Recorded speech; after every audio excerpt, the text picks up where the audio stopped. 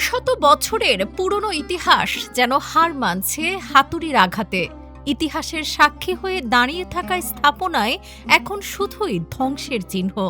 শ্রমিকদের হাতুড়ির আঘাতে ক্ষত বিক্ষত হচ্ছে চুন সুরকির প্রাচীন দেয়াল, আর মালিকানা দাবি করে এটি গুড়িয়ে দিচ্ছেন পুঠিয়া ৫ নম্বর ওয়ার্ডের সাবেক কাউন্সিলর স্থানীয় আওয়ামী লীগ নেতা মনিরুল।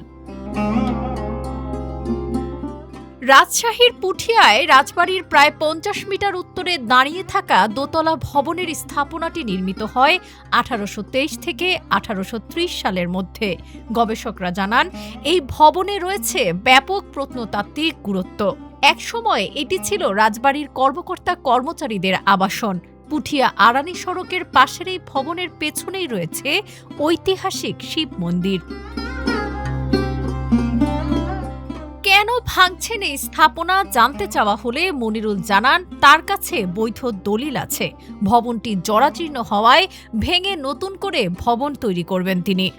এই জায়গাটা ছিল মারোয়ার, ওরা ব্যবসা করতে এখানে আসছিল, হয়তো রাজা তাদেরকে পত্তন দিয়েছিল, এরকম হতে পারে। তবে তাদের থেকে আমার দাদা ১৯৫৭ সালে আমার দাদা কিনছিল, এবং দাদার নামে ৬২ রেকর্ড এবং ৭৪ রেকর্ড দাদার নামে, এবং দাদা আমাদের ৪ ভাইয়ের নামে জমিটা পরে দিয়ে দেয়।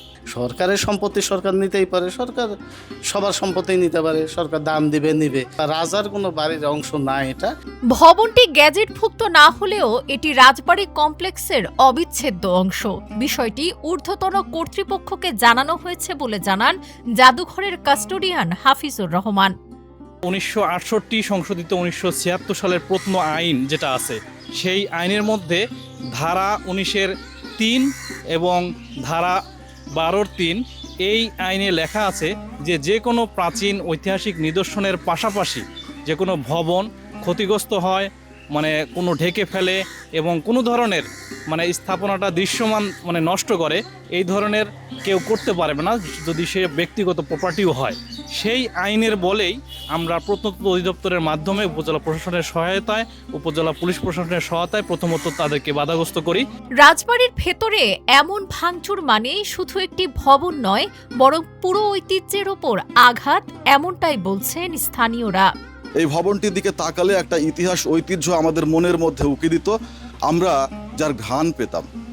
খুবই দুঃখজনক যে এই ভবনটি ভেঙে ফেলা হয়েছে।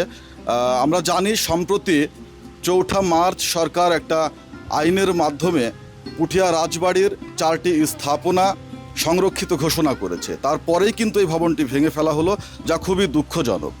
আমরা চাই এই ধরনের ধ্বংস বন্ধ হোক, আমাদের সংস্কৃতি বাঁচুক। স্থানীয় হিসেবে খারাপ লাগতেছে যে এখানে যে ব্যক্তিটি এই বিল্ডিংয়ের জায়গা জমি যাদের নামে রেকর্ড বা যারা আছে, তারা বিল্ডিংটা এই যে না বলে বিনা অনুমতিতে যে ভাঙতে লাগছিল এবং বাধা আসছে, এখানে যে কিছু সমস্যার সম্মুখীন এলাকাবাসী এবং তারা হচ্ছে, এটা নিয়ে আমার খারাপ লাগতেছে। উপজেলা নির্বাহী কর্মকর্তা লিয়াকত সালমান জানান, খবর পেয়ে দ্রুত ঘটনাস্থলে উপস্থিত হয় এবং প্রাচীন স্থাপনাগুলো ভাঙা বন্ধ করেন তিনি। যিনি বাড়ির মালিক হিসেবে তার রেকর্ডে কাগজপত্র দাবি করেন, তিনি ভাঙছিলেন। পরবর্তীতে আমরা খবর পাওয়ার পরে, অবহিত হওয়ার পরে আমরা গিয়ে সেটি হচ্ছে উনাকে কাজ বন্ধ রাখার জন্য বলি, এবং পরবর্তীতে আমরা দেখতে পাই যে প্রত্নতত্ত্ব অধিদপ্তর থেকে তাকে পত্র দেওয়া হয়েছে তার আলোকে, এবং আপনাদের বিভিন্ন সাংবাদিক মহলের যে নিউজ পাওয়ার পরে এটা আপাতত বন্ধ আছে। আমরা এছাড়াও এটি একটি বিধি আলোকেই এটা সুরাহা নেওয়ার ব্যবস্থা নেওয়ার জন্য আমরা উদ্যোগ নিয়েছি, এবং যদি এটি প্রত্নতত্ত্ব স্থল হয়ে থাকে তাহলে এটি আমরা অবশ্যই এটি সংরক্ষণ করব। প্রত্নতত্ত্ব আইন অনুযায়ী কোনো স্থাপনার ঐতিহাসিক গুরুত্ব থাকলে তা রক্ষায় রাষ্ট্রের হস্তক্ষেপের বিধান রয়েছে। এখন দেখার বিষয় এই ইতিহাস টিকে থাকবে নাকি ধ্বংসস্তূপে মিলিয়ে যাবে। ডেস্ক রিপোর্ট, আজকের পত্রিকা।